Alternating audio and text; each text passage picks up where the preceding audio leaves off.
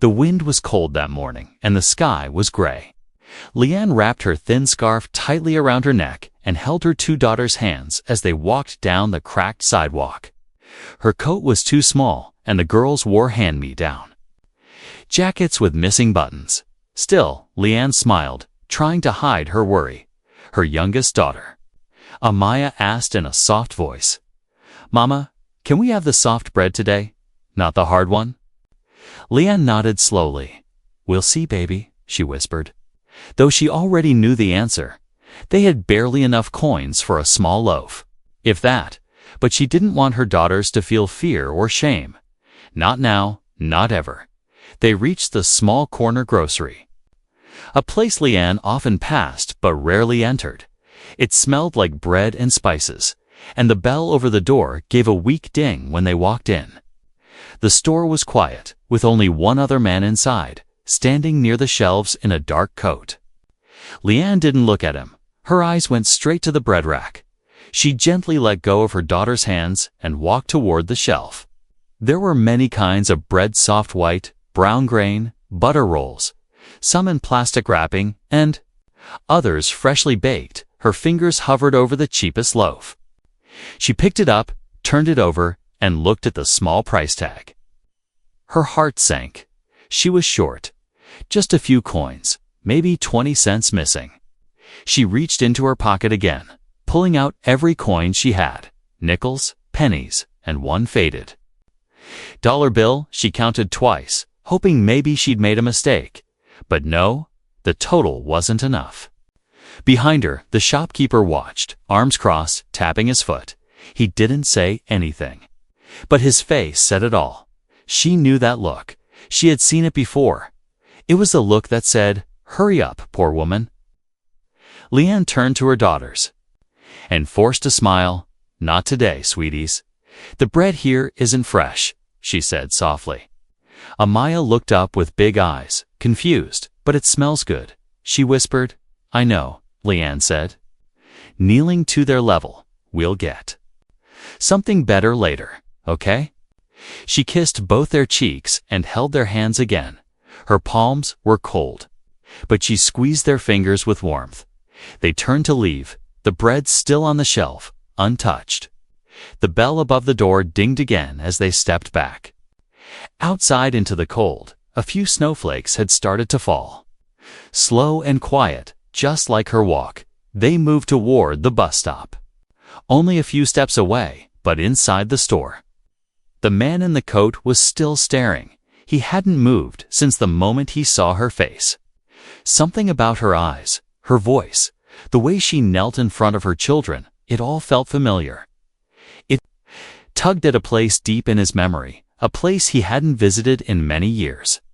His name was Richard Calden, a millionaire who rarely showed his face in public. He ran one of the biggest tech firms in the city. He had money, cars, power, and everything people dreamed of. But at that moment, all he could think about was a memory from high school years ago. When he was small, weak, and alone, there had been a girl, bright and full of kindness, who had stood up for him once when no one else did. She had given him her lunch and told the bullies to leave him alone. That girl had smiled just like this one, strong but tired. Her eyes had the same quiet fire. He hadn't seen her in over 20 years. But somehow, Richard knew it was her. He dropped the basket he was holding and rushed to the window. She was walking away, the two girls beside her huddled close to her sides. He pushed open the door and stepped outside. "Leanne," he said, but it came out too quiet. Lost in the sound of a passing bus and the wind, he tried again, louder this time. "Leanne."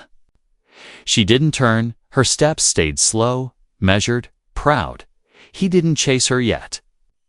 He stood there for a moment, feeling something in his chest that hadn't stirred in a long time. Was it guilt, or fate, or just recognition? He didn't know. All he knew was that she needed help, and he owed her more than he could ever say. Back at the bench, Leanne sat down with her girls. She pulled a small napkin from her pocket and unwrapped the last cookie they had. Broken in half, she gave each. Daughter apiece, and kept none for herself. Share it, okay? She said with a smile, and don't eat too fast. The girls nodded and began nibbling quietly. Their cheeks were pink from the cold. But they looked happy just to sit beside their mother. Leanne rubbed her hands together and looked at the gray clouds above, trying not to cry. It was just bread. But it felt like a mountain she couldn't climb. Richard stood by the store entrance, still watching her from afar. He knew now.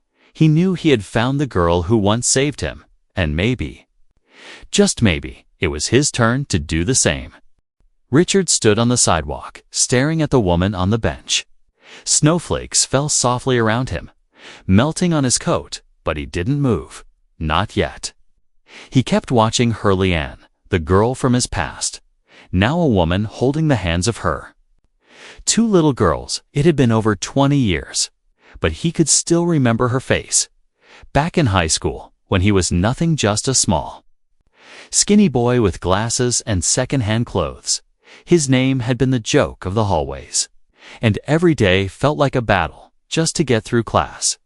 But then one day, when he sat alone in the cafeteria, hungry and humiliated, someone placed a sandwich in front of him. He looked up and saw her, Leanne. She didn't say much, just smiled and said, "No one should go hungry, okay." That moment had changed him. She didn't know it, but that small act of kindness gave him the strength to believe in himself. It gave him the push to keep going. Years later, he built a company from his garage, became one of the youngest tech leaders in the country, but he had never forgotten that sandwich, that voice, or that smile. And now, here she was again, but this time, she was the one without food, the one being left behind by the world. Something inside him hurt, like guilt, like regret. He should have helped someone like her long ago, not just with charity, but with attention, with care. Richard finally stepped forward, slowly walking across the street toward the bench. His shoes crunched against the light layer of snow. He didn't know what to say. What if she didn't remember him? What if she was too proud to accept help? But he had to try. He reached the bench and spoke gently. "Leanne," she turned her head slowly, blinking as if trying to recognize his face. Her eyes searched him for a moment, confused. Then something changed. Her mouth parted slightly. "Richard," she said, almost in a whisper. He smiled, nodding. "Yeah, it's me." There was a long pause, then a quiet laugh, not joyful, but surprised. "What? What are you doing here?" she asked. "I could ask you the same," he said, then looked at her daughters. "Are these your girls?" Leanne nodded, brushing a hand over her daughter's hair. "Amaya and Elise," she said. "They're good girls, always listening, always patient." He nodded, then sat down on the edge of the bench. "I recognized you," he said, "back in the store. I wasn't sure at first, but when I saw you turn, I knew." Leanne gave a small smile, tired but warm. "I didn't think anyone from that life would remember me," she said. "That was a long time ago. Not for me."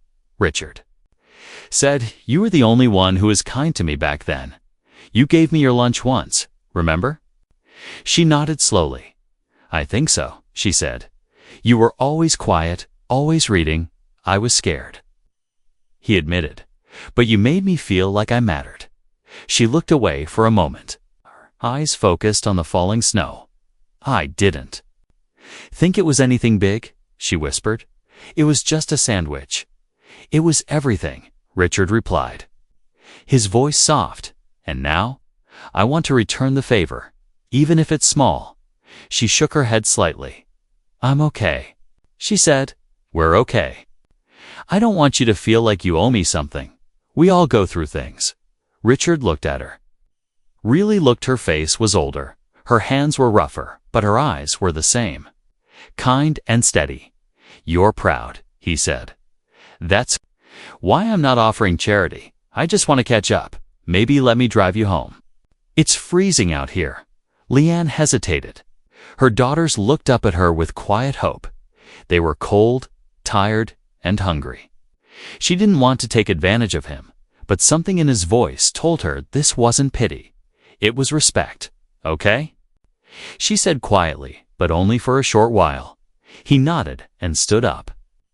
I parked just around the corner. They walked slowly, the girls gripping their mother's hands. Richard opened the back door for them and helped them inside gently. He turned the heater on full and glanced at Leanne as she sat beside him in the front seat. The silence in the car was soft, not uncomfortable. So, he said as he started. Driving, what happened, Leanne? She looked down at her hands, then out the window. Life, she said. My husband died 3 years ago. Car crash. I had no savings, no family nearby. I took cleaning jobs, waited tables, whatever I could find, but raising 2 girls alone. It's not easy. I'm sorry, Richard said. I wish I'd known sooner. It's okay, she said. I didn't want to be found. I just wanted to survive quietly. You were never meant to live in silence, he said. You're stronger than anyone I know. Leanne didn't reply, but he saw her blink fast, holding back tears. They drove in silence after that, but something had changed. Not just between them, but inside her too. For the first time in years, someone had seen her, remembered her, and not for her struggle, but for her strength, and maybe, just maybe, that was the beginning of something new. The car was warm now, and the windows were fogging up slightly from the inside. Leanne sat quietly in the front seat while her daughters rested in the back. Their small hands were still wrapped around each other, as if trying to stay close, safe. Leanne looked at them through the mirror and smiled softly, even though her heart was heavy. Richard kept his eyes on the road. He didn't talk too much, giving her space, but he noticed how her fingers kept rubbing each other, a nervous habit. He remembered that from school, too. She always did that before exams or when she was thinking deeply. He smiled without saying a word. After a few minutes, Leanne finally spoke. I didn't think I'd ever see someone from that time again, she said, her voice soft like a whisper. It feels like a different life. It does feel far away. Richard replied gently, but some faces stay with us forever. She looked out the window, watching the streets pass. Old buildings, flickering streetlights, a group of teens laughing near a bus stop. When I was younger, she said, I thought my life would be big, full of colors and travel. I wanted to be a nurse or a teacher, someone who helped people. You already did, Richard said, looking at her. You helped me, and I never forgot that. Leanne smiled sadly. Helping one person isn't much, she whispered. Not when you can't even buy bread for your kids. Richard didn't reply right away. He understood her pain, not just the lack of money, but the feeling of being invisible, forgotten. He had once felt that too. And now? He saw that same hurt in her eyes, but buried deep under strength. They reached her building, a small, run-down apartment complex with cracked walls and a broken light near the door. Leanne looked embarrassed. You don't have to come up, she said quickly. It's not much, just a place to sleep. I'd like to come, Richard said softly. Only if you're okay with it. I want to meet the girls properly. She nodded slowly, not fully sure why she agreed. Maybe it was because no one had asked in a long time. Maybe she was tired of hiding. They climbed the stairs slowly, Leanne holding Elise in one arm while Amaya walked beside her. Richard followed.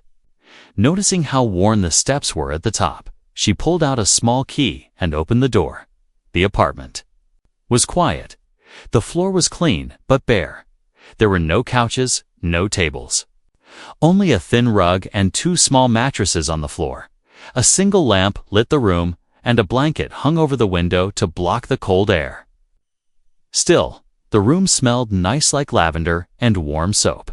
She tried to keep it nice, no matter how little they had. Come in, Leanne said. Please don't mind the mess. It's just how things are right now. Richard stepped inside and looked around. not judging, just observing. There were crayon drawings taped to the wall, bright suns, stick figures, and little houses. Amaya showed him one. "This is me and Mama," she said proudly. "We live in the happy house." Richard knelt beside her, smiling. "It's beautiful." He said, "You're a great artist." Leanne watched, her eyes warm but guarded. She was still unsure what all this meant, why he came, what he wanted, but for the first time in years, someone was talking to her children with kindness, without pity. It felt strange, but good. "I'm sorry it's so empty," she said softly. "We had to sell a lot just to stay here. I make sure the girls eat and stay warm." "That's what matters. You've done more than most," Richard said, standing up. "You've protected them, kept them safe. That's real strength, Leanne." She looked at him, her eyes glossy. "Sometimes," she said, "I feel like I'm disappearing, like I'm just walking through the world, but no one sees me anymore." "I see you," Richard said, "and I think the world needs more people like you, not less." They stood in silence for a moment, only the quiet breathing of her daughters filling the room. Elise had already curled up on the mattress, and Amaya followed, snuggling under a thin blanket. Leanne knelt down and kissed their heads gently, whispering something in their ears. Words only a mother could say. When she stood up again, Richard was looking at a small photo on the wall, an old picture of her and her husband. Smiling under a tree. "He looks kind." Richard said he was. Leanne replied, "He died too young. One accident, and everything changed." "I'm sorry," he said, and he meant it. She nodded, folding her arms. "It's been 3 years. But some days it feels like yesterday." Richard looked around once more, then back at her. "Leanne," he said, "would you meet me tomorrow? Just for coffee, nothing more. I'd like to talk more about everything. Maybe we could help each other." She hesitated, not because she didn't want to, but because she had forgotten what it felt like to be invited, to be wanted, to be seen. "Okay," she said finally, "just coffee." He smiled. Just coffee. Richard left a few minutes later, walking back into the snowy night, but his heart felt warm. He had found someone he never thought he'd see again. Someone who once gave him courage, and now he was ready to return that gift. Inside the apartment, Leanne sat on the mattress beside her girls, listening to their soft breaths. For the first time in a long while, she didn't feel completely alone, and that was something. The morning sun peeked through the blanket Leanne had pinned over the window. She opened her eyes slowly, her body stiff from sleeping on the floor mattress. Her daughters were still curled up beside her, their faces peaceful. She watched them for a moment, letting the quiet calm wash over her, but her mind was not quiet. It was full of thoughts about yesterday, about Richard, and about the strange feeling she had carried all night. She hadn't expected to see someone from her past, especially not someone like him. Rich, powerful, and kind, and she definitely hadn't expected him to remember her, let alone care. She got up gently, careful not to wake the girls. She washed her face with cold water, tied her hair back, and put on her cleanest clothes. They were simple, an old shirt and long coat, but she made sure they were neat. She looked at herself in the cracked mirror, whispering, "Just coffee. Leanne, just a conversation." By the time the girls woke up, she had breakfast ready, just a few pieces of dry cereal and warm water. Amaya asked, "Are we going somewhere today?" Leanne smiled. "You'll stay with Miss Carla downstairs for a little while. Mama has to meet an old friend." She walked them to the apartment below and left them with her kind neighbor, promising to return soon. Then she stepped outside, the wind brushing against her face. Her hands were cold in her pockets, but her heart was warm with nervous hope. At the small cafe on the corner, Richard was already waiting. He stood up when he saw her, smiling as he pulled out a chair. "I'm glad you came," he said. Leanne nodded, sitting down slowly. "I wasn't sure I would," she admitted. It's been a long time since I sat across from someone who wasn't a landlord or a caseworker. Richard gave a soft chuckle. Well, I'm just a friend today. He said, no questions, no pressure, just coffee. The waiter came and poured them 2 cups. Leanne held the warm mug tightly, letting the heat reach her fingers. This place is nice, she said. Looking around, I used to pass by, but never came in. It always looked too fancy for someone like me. There's no such thing as too fancy for you, Richard said gently. You deserve peace, comfort, things that make life easier. She gave him a look, half curious, half cautious. You're being very kind, she said. But I have to ask, why? Why now? He took a deep breath. Because I remember Leanne. I remember what you did for me when no one else did. You gave me food, kindness, and courage. That small moment stayed with me. It helped me through dark times. And when I saw you in the store yesterday, I knew I couldn't walk away. Leanne looked down at her cup, silent for a while. I didn't do anything special, she whispered. I just saw someone who needed help.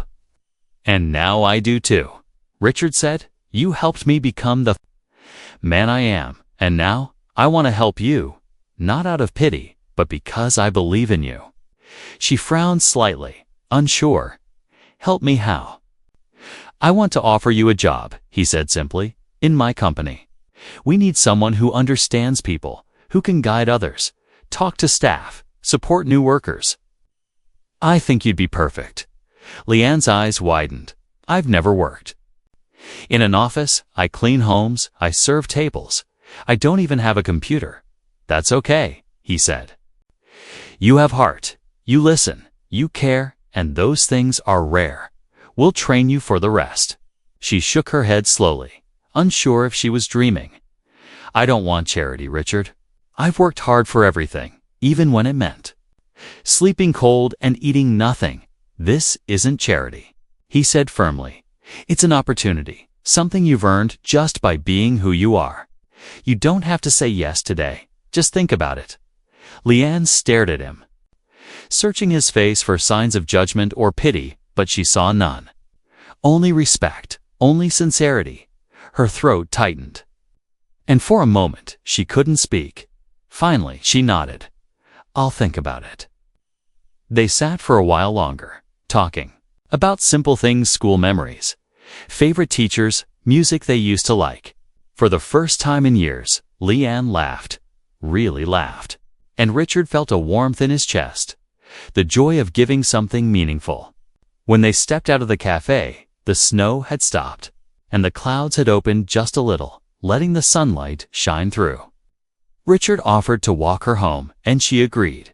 As they reached her building, she turned to him and said, Thank you for remembering me and for seeing me.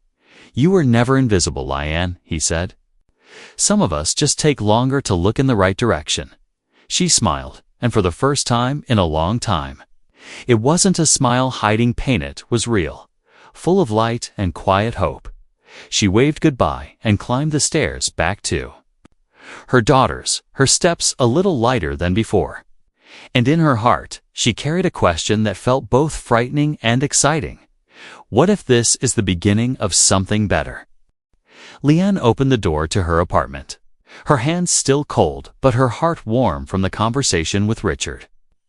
Her daughters looked up from the floor where they were playing with crayons and paper scraps. Amaya ran to her and hugged her. Legs tightly, Mama, you're back, she said with a giggle. Elise followed, holding up a drawing of a big sun and stick figures. I made this for you. Leanne bent down, hugged them both, and kissed their cheeks. I missed you, my loves. She whispered, You were good for Miss Carla. They nodded together, happy and full of energy. Leanne smiled and looked around the apartment. It was the same small space, the same thin mattresses, the same broken heater. But something felt different now. Not in the room, but inside her. Maybe it was Richard's words. Maybe it was the offer. Or maybe it was just being seen for the first time in years. She sat down with her girls and listened to their stories. They talked about a cat they saw from the window and how Miss Carla gave them sweet tea. Leanne laughed and clapped for their silly jokes.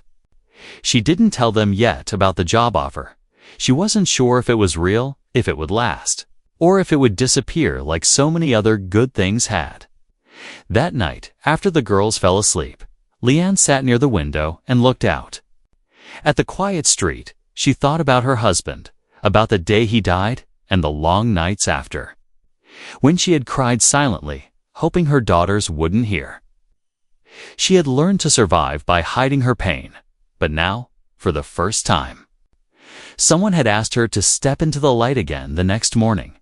Richard's car pulled up outside just after sunrise. Leanne had agreed to visit his company just to see, just to understand what kind of job he was offering. She left the girls with Miss Carla again and stepped into the car. Her heart beat fast the whole way. The building was tall and made of glass. Shining in the sunlight, Leanne felt small when she stood in front of it. But Richard walked beside her, smiling and calm. "Don't worry," he said. "You belong here just as much as anyone else." Inside, everything was bright and clean. People walked around with purpose, carrying laptops, sipping coffee. Some smiled politely at her, but most didn't notice her at all. Still, Richard led her through the hallways like she was someone important. He showed her a small room with a round table and soft chairs. "This is where we talk to new hires, help them adjust," he said. "It's also where we need someone like you, someone who understands what it means to struggle, to rise again." Leanne touched the edge of the table, her fingers shaking slightly. "I don't know what to say to people like this," she admitted. "They're smart, educated. I didn't even finish college. You know more than you think." Richard said, "You know how to listen, how to comfort, how to survive. That's a different kind of education, one that can't be taught in books." He handed her a small folder. Inside were simple tasks welcoming new employees, checking if anyone needed help, managing a small support group for single parents on staff. "You won't be alone," he said. "We'll train you slowly. You'll have help." Leanne looked at the papers, her mind racing. Could she really do this? Could she really start over? Richard watched her quietly. "You're not a charity case," he said. "You're an answer we've been looking for. This company needs real people, not just business minds." She closed the folder and nodded slowly. "I'll try," she said. "I don't know if I'll be good at it, but I'll try. That's all I ask." Richard said, smiling, one step at a time. He gave her a tour of the rest of the building, the break room, the childcare area, the small garden on the rooftop where employees took breaks. Leanne was surprised at how many kind faces she saw and how different it felt from the world she had known outside. Later that day, he dropped her back at her building. "Think about it," he said before driving off. "Call me whenever you're ready." That night, Leanne sat with her daughters again. She made soup with the last few ingredients in the cupboard, and the girls ate happily. She listened to them, laughed with them, and then finally, after they were in bed, she stared at the folder in her hands. She had been through so much loss, hunger, fear, but maybe this was the first sign that life was giving her a second chance. She whispered to herself, "What if I really can do this?" She didn't have much, not yet, but she had hope. And for the first time in years, that hope felt real.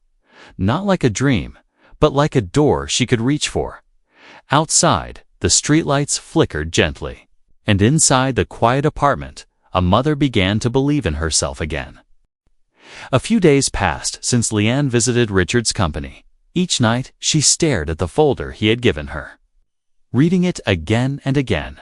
Part of her wanted to call him, to say yes, to take that first step into something new, but another part of her was afraid that she wasn't enough, afraid that she'd fail and disappoint not only herself but her daughters too. Still, something inside her had started to shift. She began walking a little taller when she went to the store. She even greeted her neighbors with a small smile. The world hadn't changed, but something in her heart had, something small but strong. One evening, while helping Amaya with her drawings, Leanne noticed how her daughter looked up and said, "Mama, are you happy now?" Leanne paused, her chest tightening. "Why do you ask that?" She said softly, "Because you smile more," Amaya replied. "You didn't before." Leanne hugged her tightly, holding back tears. "Yes, baby, I think I am starting to be." That night, after the girls had gone to sleep, she picked up her old phone and called the number on the folder. Her hands shook a little, and her heart beat fast. But she didn't stop herself this time. The call rang once, twice, and then Richard picked up Leanne. He said with surprise and warmth in his voice, "I want to try," she said. "I want the job." Richard's voice lit up. "That's wonderful, Leanne. We'll start slow. No pressure, just learning." "When do I begin?" she asked. "How about Monday morning?" He said, "I'll have someone meet you at the door and help you through everything." Leanne smiled. "Okay, Monday it is." When Monday came, Leanne woke up early. She prepared breakfast, braided her daughter's hair, and kissed their cheeks. Before dropping them off with Miss Carla, she wore her cleanest blouse and pants, and even added a small necklace she had kept hidden for years. A gift from her husband before he passed. It gave her strength now as she stood outside the tall building again. She took a deep breath and walked in this time. She wasn't just visiting, she belonged. A woman named Jess greeted her at the door and gave her a tour again. But this time, Leanne noticed more. She noticed the way people smiled at each other. The teamwork, the calmness in the air. Jess led her to a small desk near the employee support room. "This will be your spot," she said. "You'll help us with staff check-ins, answer questions, and support people who are going through tough times." Leanne sat down slowly, her fingers brushing the surface of the desk. It wasn't fancy, but to her, it felt like a throne. For the first time in a long time, she wasn't just surviving, she had a purpose. The first few days were hard. She had to learn how to use the computer, how to check emails, how to speak in meetings. Sometimes she felt lost, like she didn't belong, but Jess and others were kind.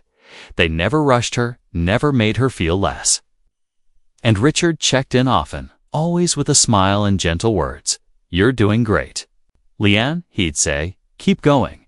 She found that people came to her often, not just because it was her job, but because she listened, really listened. One man told her about his divorce. A young woman cried in front of her about her mother's illness. And Leanne, with her quiet voice and warm eyes, comforted them in ways they didn't expect. Word spread quickly. People said, "Talk to Leanne, she understands." And they were right. Leanne did understand pain, fear, and hopelessness. She had lived through all of it, and now her pain had become her strength. One afternoon, a staff member came in with a small cake. "For you," she said, "to thank you. You've helped me more than anyone here." Leanne was surprised. She had never been thanked with cake before. She smiled wide and hugged the woman gently. That evening, she brought a slice home to her daughters, and they ate it like it was a treasure. "It's from Mama's new job," she said proudly. "Because I helped someone." Amaya clapped and said, "Mama, are you a helper now?" Leanne laughed. "Yes, sweetie, I guess I am." Later that night, she stood at the window again, looking at the same quiet street. But now, her life was no longer just about surviving another day. She was building something slowly, carefully, and with love. She still had bills to worry about, still had challenges. But there was hope in every step now, not fear. For the first time, she was thinking of the future. She even caught herself dreaming again about maybe going back to school someday, or finding a small place with a real table and chairs. And all of it started because one man remembered her kindness from long ago and believed in her when no one else did. Leanne didn't just take a job, she had taken back her voice. Weeks turned into months, and Leanne changed more than she ever thought possible. Every morning, she woke up early, packed small lunches for her daughters, and dressed for work with care. Her apartment was still small, but it felt brighter now because her heart was lighter, the air was different, her steps more confident. Her daughters noticed too. And so did the people around her, at Richard's company. Leanne was no longer just the new helper, she had become someone people trusted. They came to her with problems, fears, and even joy. They shared stories with her because she truly listened, and she never judged. She gave advice gently, spoke with kindness, and made people feel safe. Her office desk was now decorated with drawings from her daughters and thank you notes from coworkers. One card read, "You helped me find myself again." And Leanne kept it beside her computer like a badge of honor. One day, Richard walked into her office with a proud smile. "I have something to ask you," he said. Leanne stood, a little nervous. "Yes, we're holding a company event next month," he said. "A leadership conference, I'll be speaking there and I want you to speak to." Leanne froze. "Me?" she asked, eyes wide. "Why would I speak?"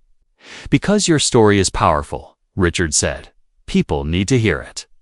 Not just what you've been through, but what you've become." Leanne shook her head slowly. "I'm not a speaker, Richard. I barely got this far." "You got farther than most," he said gently. "And you did it with grace. With strength, people will listen not because of titles, but because of truth." She didn't answer right away. She sat down, feeling the weight of the idea. The thought of standing in front of strangers, telling her story, made her chest tighten, but a small voice inside whispered, "What if you can? What if this is the next step?" After a long pause, she looked up and said, "I'll try." Richard smiled. "That's all I ever ask." In the weeks leading up to the event, Leanne practiced her speech in her room at night. Her daughters watched. Her talked to the wall and giggled. "Mama's famous now," Elise said one night. "Will you be on TV?" "No, baby." Leanne laughed, just on a stage, in front of people who want to listen. When the big day arrived, Leanne wore a soft blue dress that Carla had helped her buy. It wasn't expensive, but it made her feel strong. Her hair was tied neatly. And she wore the same necklace her husband had given her, the one that reminded her she was never truly alone. The conference hall was huge, full of lights and quiet conversations. Leanne sat behind the curtain, her hands shaking slightly. Richard came and sat beside her. "You look calm," he said. "I'm not," she whispered. "I feel like I can't breathe." "You'll do fine," he said. "Just speak from your heart. That's all you've ever needed." When it was time, the announcer called her name. Leanne walked slowly onto the stage, her feet feeling like they floated. The crowd was silent, waiting. She looked around, so many faces, so many eyes, and then she took a deep breath and began. She spoke simply, just like she lived. She told them about the day she couldn't afford bread for her daughters, about the loneliness, the hunger, the pain of being unseen. She shared how Richard had remembered her kindness from years ago and offered her something no one else had: faith, trust, and a chance to start over. She talked about the job, the fears, the little victories, and most of all, about her daughters. "I used to think survival was enough," she said, "but I was wrong. We deserve more than just surviving. We deserve to dream, to grow, to rise." When she finished, the room was still for a moment. Then came a wave of applause, loud, warm, and full of emotion. Some people stood, some wiped tears from their eyes. Leanne's own eyes were full, but she stood tall, her heart bursting with pride. After the event, people came up to her, not just to say good job, but to hug her, to thank her, to tell her that she had reminded them what real courage looked like. A woman whispered, "You just gave me the strength to leave a bad situation." A man said, "You helped me believe I can start again." Richard stood back, watching it all with a smile. He didn't need to speak, his eyes said it all. He was proud, deeply proud of the woman who once gave him a sandwich in high school and was now changing lives with her voice. That night, Leanne went home and found her daughters waiting with wide eyes. "Did you win?" Amaya asked. Leanne laughed and picked her up. "Yes, baby, I think I did." She looked around their small apartment, still worn, still old, but something had changed. The room now held the sound of dreams being reborn, of hope blooming again. And she knew. She wasn't done yet. She had a new mission now, not just for her family, but for others too. She wanted to help more people like her mothers, fighters, survivors who just needed someone to believe in them. And in that moment, Leanne finally understood something. She wasn't just living again, she was leading. Months passed, and Leanne's life continued to change. Slowly, but steadily. The small apartment she once shared with her daughters was now filled with new furniture, comfortable beds, a soft sofa, and even a small dining table. Each piece had been carefully chosen, bought with her own money, from a job she had never imagined she could do. Richard continued to visit, often not as a rich savior, but as a friend. He'd bring books for the girls, sometimes food, and always encouragement. For Leanne, he'd smile at her proudly and say, "Look how far you've come." Leanne smiled back, knowing he was right, but also knowing that her journey wasn't over yet. She had found something inside herself that she'd almost forgotten. She had strength and courage. It was a quiet strength, one that grew each day. One afternoon, Richard arrived with exciting news. He sat at the new kitchen table and said, "I have an idea, Leanne. I think it's something you'd be perfect for." "What is it?" she asked, curious and a little nervous. "I want to help you start your own project," he explained, "a small charity to help single mothers and families who are going through hard times. You've been there. You know exactly what they need. Food, support, advice, hope." Leanne stared at him, surprised. "Richard, I don't know anything about running a charity," she said quietly, her hands twisting in her lap. He smiled gently. "You didn't know anything about working in an office either, remember? Look at you now. You've inspired so many people, including me. You've changed lives. You can do this too." She hesitated. "What if I fail?" "You won't," he replied confidently, "because your heart won't let you." Leanne thought deeply that night. She looked at her sleeping daughters, peaceful in their new beds. She remembered those long nights when hunger kept them awake, when cold made them shiver. She knew Richard was right. She knew exactly what other mothers were feeling right now. She couldn't just walk away from them. The next morning, she called Richard and said, "Yes, let's do this, together." They started small, setting up a simple room where families could come and get food, clothes, and support. They named it Bread and Hope because bread had been the first thing she couldn't afford, and hope had been the thing she needed most. Slowly, people started coming. Single mothers, struggling families, elderly grandparents raising grandchildren, they all found their way to Leanne. She listened to their stories, gave them warm meals, clothes, and most importantly, respect. She knew what it was like to feel invisible, and she made sure no one ever felt that way at her center. Soon, volunteers arrived, people inspired by Leanne's story, willing to help. Some were her coworkers.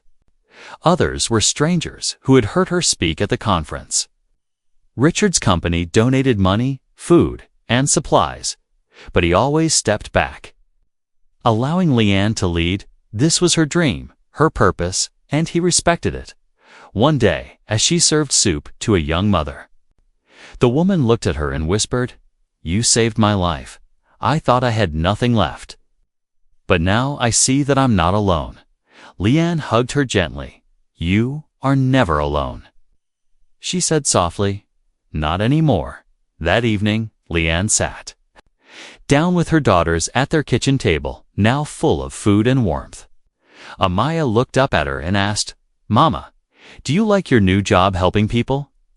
Leanne nodded, smiling with tears in her eyes. "Yes, my love, it's the best job I've ever had." Elise took her hand and said, "Will we always help people, Mama?" "As long as we can," Leanne said firmly. "Always." Months turned into years, and bread and hope grew larger. Leanne became well known in the community, not just as someone who had struggled, but as a powerful voice for those who had no voice. Newspapers wrote stories about her journey. TV channels invited her to speak. But she always stayed humble, reminding everyone that she was just one mother who had needed help once to Richard. Stood by her side, always supportive, proud to call her a friend. Their friendship deepened, built on respect and shared dreams. He often told people that meeting Leanne again had changed his life as much as it had changed hers. One afternoon, as the sun set outside the community center, Leanne stood quietly by the window, watching families leave with smiles and bags of food. She thought back to that cold day years ago. When she couldn't afford bread for her daughters, she thought about how hopeless she had felt. How unseen, how lost. Now she saw mothers laughing, children running. She saw herself in them. And she knew she had done something important. She had turned her pain into purpose, her struggle into strength. She took a deep breath, feeling a quiet joy spread through her. Her daughters ran up and hugged her legs tightly. "Mama, let's go home," Amaya said with a smile. Leanne picked her up, nodding gently. "Yes, baby," she said softly. "Let's go home." She knew now. Home wasn't just a place. It was a feeling. A sense of peace she had built herself. She had not just survived, she had thrived. Becoming a light for others in their darkest times. Leanne had started with nothing, but now she had everything that mattered: purpose, family, friends, and hope. And most importantly, she had herself.